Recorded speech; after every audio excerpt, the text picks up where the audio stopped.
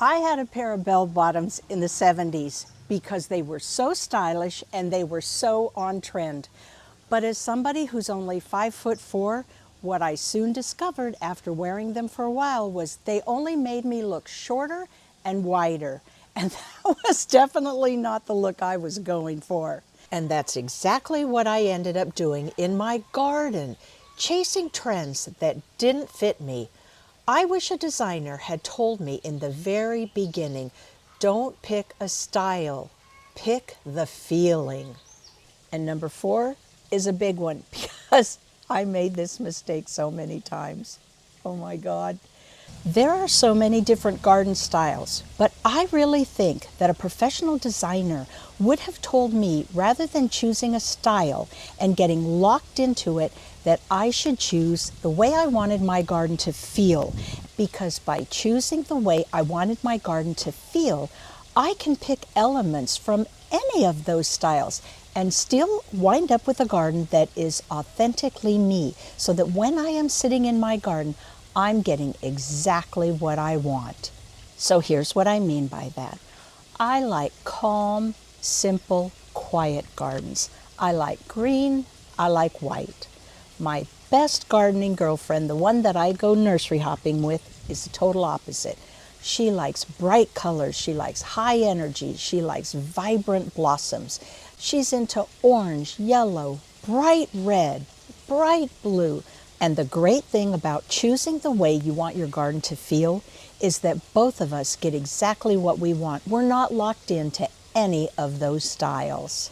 And the reason I put it first, the reason it's number 1, I think it's the most important, and it guides every other decision you're going to make. And number 4, which we will get to, is something I spend hours painting, patching, refinishing, and I ended up giving it away.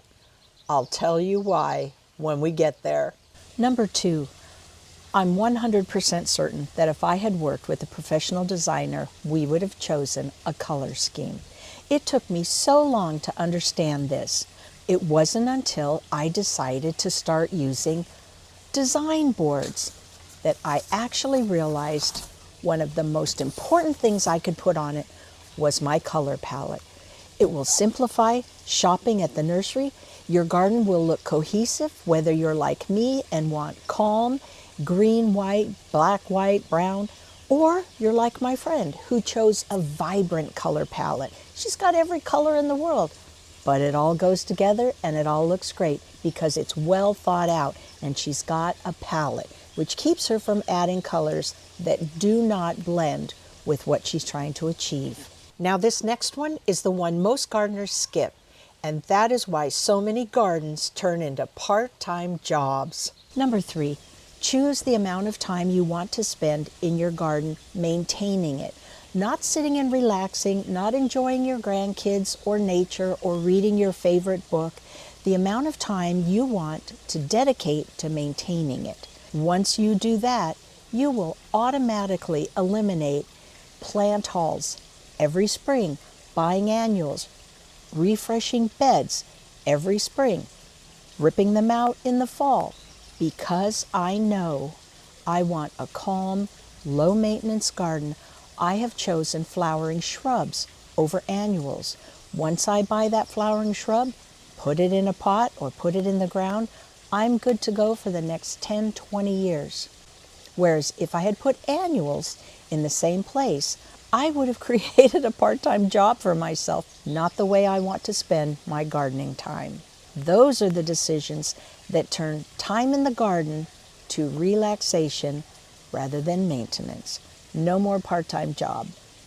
And number 4 is a big one because I made this mistake so many times. Oh my God. When I was into following trends, one of the biggest ones was making furniture out of pallets. I mean, there are hundreds of videos even now, how to make garden furniture out of pallets. And I did. I made a really cool garden table out of a pallet. I sanded it, 3 coats of white paint. I put big industrial wheels on it. It looked so cool. I was so proud of it, and it was so on trend. I loved it. But the longer it sat in my garden, I thought it just looks so out of place. Everything else that I'm trying to do, I'm trying to go for clean lines, elegant shapes, repeating structure. That pallet table, as cool as it was, it did not check any of those boxes. And the way I realized it was when I went in the house and I looked at the furniture in my home, I have carried that style outside my home. It's partly Asian, it's very simple, clean lines. It just dawned on me that following trends that were outside of what I was doing inside my home would never look at home in my garden. And it turned out to be true. I ended up giving that pallet table away after all my hard work because it just looked like I had plunked it down from another planet onto Mother Earth. It just didn't go. So think about that. That is something you can do today. It would take you 5 minutes to walk around your living room, kitchen, and dining room. Take note of the style you've chosen for inside your house, and the next time you go to the nursery or you're going to add something for garden decor, follow that same aesthetic. It will make all the difference and you won't be sorry. And you certainly won't end up giving it away after all your hard work. Trust me, I know. Remember how the bell bottoms made me look shorter and wider. Sometimes things can be on trend. They're just not for you.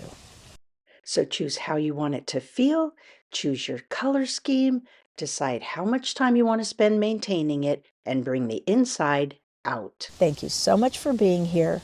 I really appreciate it, and I'll see you next time.